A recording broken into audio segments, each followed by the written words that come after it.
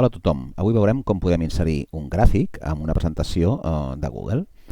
A veure, aquí tinc una presentació feta, senzillament vaig a insereix i aquí a gràfic em dona l'opció d'inserir un gràfic que té ell pregenerat, al qual jo podré canviar els valors o afegir un gràfic a partir d'un full de càlcul. Jo demano un gràfic d'un full de càlcul que ja tinc fet.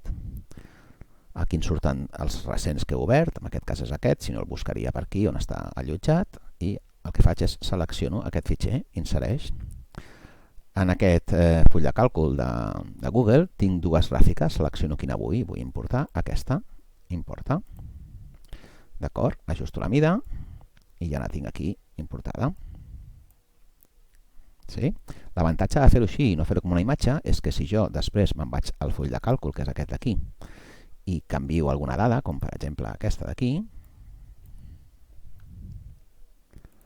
aquesta gràfica se m'actualitza i aquí tinc l'opció d'actualitzar el gràfic, de forma que aquest paràmetre que abans no existia, ara l'actualitzo i em recupera totes les gràfiques. Per tant, no he de refer la presentació, senzillament treballant amb el full de càlcul, qualsevol canvi, quan ho actualitzo i ja el tinc preparat a la nostra presentació de Google. I ja ho tenim.